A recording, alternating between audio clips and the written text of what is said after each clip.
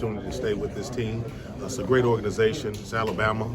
I've worked my whole career to be at a place like this, and so very honored that Coach DeBoer, when he came, he could have chose anybody to build a staff, and I was one of the guys that he wanted to stay around here, to kind of help continue this program going in the right direction. So it's been great. It's been great to get to know the new coaches and also the coaches that came from Washington. So Coach DeBoer did a really good job of building this staff, and it's been great. What have been your early impressions of Nick Sheridan as a play caller? Well, Nick and I go back. Nick was the guy that I worked with for 3 years at university at another school, and so he's always been a bright guy, very charismatic, big personality, very exciting guy, always positive. So. I knew a long time ago that he'd get a chance to be a coordinator. So it doesn't surprise me of the success that he's had, the relationships he's built throughout this profession. And, it's been really good so far. Open to ideas, open to suggestions, and, it's a good work environment working with him. You've coached a lot of different running backs. What is it like to have a bunch of different guys with some various skill sets? You always want to have guys that can do different things, and obviously, you got to have toughness, you have to have speed, you have to have vision, but the personalities are the fun part. I think everybody in the room brings something different to the table. They all have the one goal, which is to win, but they all want to be great. And they all bring something different to the table, from Jam to Justice to Richard to Daniel. Those guys are all working hard, and it's really good to see even, Jam is an older guy now. And even Justice is an older guy, so those guys have been pushing each other, but also pushing the group in the right direction. So, it's definitely good to have versatility in the room from a skill set and also from a mindset. What kind of responsibilities are different for the running backs in this year's offense versus what we're coaching under the Nick Saban system? You run, you block, you catch, you play football. I don't think there's a different responsibility for a guy. The first thing is to go win, and the next thing is just to do your job. So there's nothing different that goes into playing running back at Alabama than it's been for the past 80 years, even before Coach Saban, right? Football is football. Those guys have to be guys that can do it all, and they'll continue to have to do that. Hey, Coach, we saw a video on social media from Alabama about Justice Haynes running routes and stuff like that. He even talked about guys that run different routes.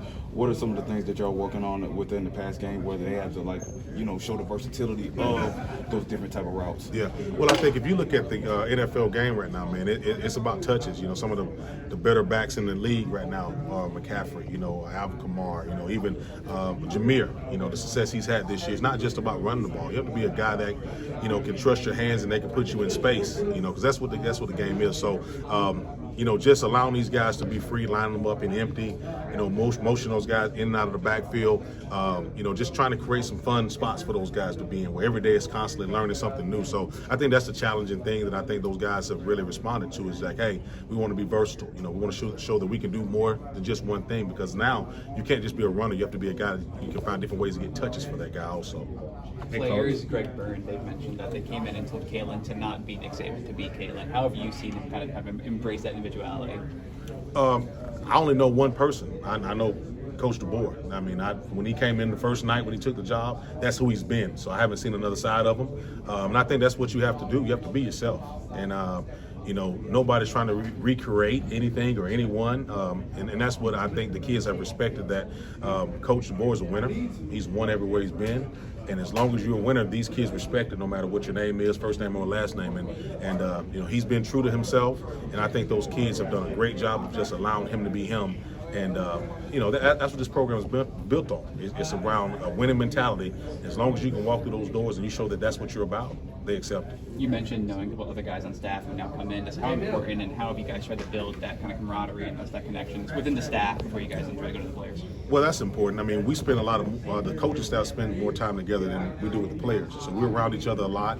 And Coach DeBoer did a really good job of just blending, personalities. It's not just about the X's and O's. You have to bring good guys that you trust, guys that you can trust around your kids, guys you want to trust around your family. And I have, all of us have had some kind of relationship with each other. So it's been good to kind of get to know each other off the field. So that way when you get on the field, or in the meeting rooms, when you agree to disagree at times, we're all kind of pushing in the same direction. So so far it's been really good, and I think the players see that too, because if you get along as a staff, that reflects in the players the way they go respond at practice also. So have you noticed the Washington players that have transferred in been able to help the other the offensive meeting rooms get to know the offense? Those guys have been really, really good. That's a good question. And, those guys have come in and worked their butts off. I'm standing back, but just watching the relationships, they're getting to know everybody on the team, and just allowing this thing to flow. But it's been really good from a receiver standpoint to have a receiver and an offensive lineman that have been in the system.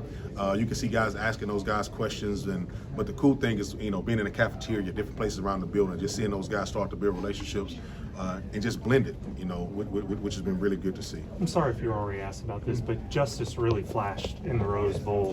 What led up to that moment, and do you think that was kind of a springboard? It's just football. It's just guys get better. You become a better reporter the more you do it, and I think football is the same way.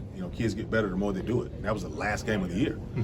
So we had a whole month to prepare for the bowl, and just those extra reps that he got gave him a chance to go in and play a little bit, and obviously we'll continue to see what he can do this spring. I know they just got here, Coach, but what are you starting to see from guys like Daniel Hill and Kevin Riley, kind of early, just trait-wise, that you like? That's a good question. Daniel's a kid that's learning a lot. Because he was a direct snap Wildcat quarterback. But with that being said, you can tell that he was a quarterback. Very smart, has picked up on all the playbook, the pass protection things that you kind of worry about early on with a running back, and he's been really, really good. He's got to get in shape.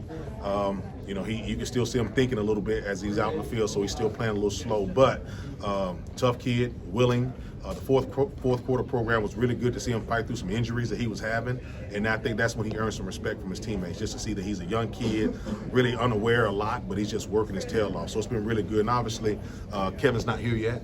Kevin didn't graduate early, so but he's a kid that obviously is a local guy that we see a really, really bright future in him also. Just to kind of complete it, can you give something on Jamar Miller as well, and what does he offer? Jam is a worker. I mean, he's an East Texas kid, just a hard-working football player. Has done everything we've asked him to do from a program standpoint. He's been a dominant kid on special teams for 2 or 3 years, and he's the kind of guy, he just puts his hard hat on and goes to work. So it's really good to see him, become a leader, become more of a vocal guy, and just to see his personality come out a little bit, because when you put into a leadership role, you have to be out front, and it's hard to be out front, So it's really good, but he has a really good relationship with Room, Justice and him being young guys, but they still push each other. So it's been really good to see him evolve, and obviously we've only had 3 days of practice, so it'll be neat to see how he finishes, once we get back off break. Coach, someone that's been through the Saban era and now the DeBoer era, what's it been like? I mean, this stuff didn't happen last year. Is this better, worse? I'm not trying to the Saban era, but it's different. How are the players adapting to different? Different is normal. You have to allow different to be different. And, I was talking earlier to my buddy here is, when someone says it's different, it's not better or worse. It's different. It's not going to be the same. And I think our kids have done a really good job of adapting to different. And the more you can adapt, the easier, faster you can adapt to different, it becomes normal. And I think it's normal. I mean, we're putting the footballs out there, we're playing football, and the word different doesn't come up in the building anymore. It's become who we are. We've all accepted, the new normal. And like you said, we're excited that spring football is here, and that's what these kids came to do. They came to play football. There were some distractions early with guys trying to figure things out, but there have been no distractions. Once we started to meet, install the offense and defense, and our fourth quarter program and our practice, that's what these kids know. And so it's been good to get 3 practices in. I think it was smart, for Coach DeBoer to want to get 3 practices in. He just said it. So now football's on your brain, and they'll get a chance to get away, relax a little bit. But also, when it's time to come back, it's time to go back to football. What will you do during spring break week for the rest of the guys? Everyone needs a break. Coach just said to the team, like, everybody's been through a lot. There's been a lot to happen from the last game we played to now, and this is really the first break that we get as a program. So. Everyone's excited for it, so this break is needed. I want to enjoy it with my family and friends, and the kids will do the same. Coach, what's it been like working with Coach DeBoer kind of on the field? Can you see why he's been so successful everywhere he's gone? Is there little things that you pick up on? You know what? Attention to detail is there. You can tell he's built programs before. He talks about it when I'm on the road with him recruiting, is that, he's been to smaller programs where he's had to build it. and he's inherited situations where he had to help build it back. And this is unique because he's coming to a situation where he says, hey, this place is already going. It's not my job to keep it there. So you can just tell that he's had different phases in his career where he's had to do different things to programs. And it's been neat just to watch him, pay attention to all the details, get to know everybody in the building. Take the time to figure out what we can do better or what we need to keep the same. And I think you got to be confident in who you are to do a lot of those things. It's easy just to come in and try to knock everything down and point out the bad. But it takes someone who's confident in themselves to say, you know what, that's already good. I don't need to touch that. And so that's the small things I've seen him do. What's he like? I'm sorry. What's he like on a recruiting road trip? How's he doing? Good. I mean, very conversational. Really wants to get to know every detail about the kid, and that's how recruiting is now. I mean, these kids want to talk about themselves a lot, and he's a good listener. And I think you have to be that. I think in order to be a good leader, you got to listen. And he's done a good job, just being on the road and recruiting and, getting to know the coaches and the people in the community and getting on the phone with kids. So he's done a really good job with that. And like I said, it's the same thing he's done with our players in the building. He spends a lot of time talking to those guys. Those guys are in his office. He's on the field talking to them. He's talking to them on the phone and text message him. So it's just a little bit more of an open door policy, and there's a lot of communication that these kids are liking. Imagine right now the key is just getting him in front of people because he's just not as well known in the part of the country. As somebody who already was, how important is this time of year and just making sure he makes those rounds and forms those connections? Yeah, I mean, it's important. I mean, I think, with us having these spring practices, getting as many kids on campus as we can, from a recruiting standpoint, so they can watch us practice, getting them and their families in his office to talk with them, touring the campus again. And we were recruiting a lot of really good players, and now it's just getting those players back and then also finding the next kid that we need to get on campus too. So it's been really good so far. A lot's been made about the music in practice. What do you think about it? I don't hear it. I really don't. And I think, it's like, playing in front of 100,000 fans. You don't hear it. You don't hear the crowd. Like when you get on the field, it just you lose it. So our players, I don't think it's a big deal. I think to other people it is. I work places where they play music and places they don't. It's how your kids respond and how they handle it, because it's all noise. It's all noise. All right, thank you, Coach. Appreciate You don't it. get a turn as DJ? Go ahead. Yeah, go ahead.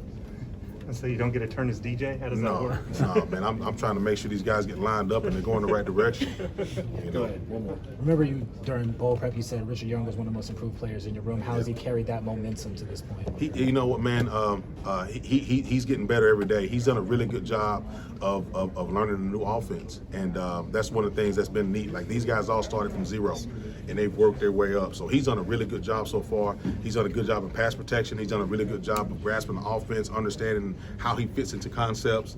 And a lot of people just talk about Justice and Jam, but Richard Young's a really good player too that's going to battle this spring. And once we come back from spring break, it's really going to be when we start to see separation, I think. First 3 practices were just kind of get lined up and knock the rust off. Today was the first day we put pads on, so you were able to see some physicality. And when we get back, these next 12 practices are going to be trying to really show who you are from a physical, from a toughness standpoint. And I think Richard's ready to get in there and battle for it. Thanks. Appreciate you doing this.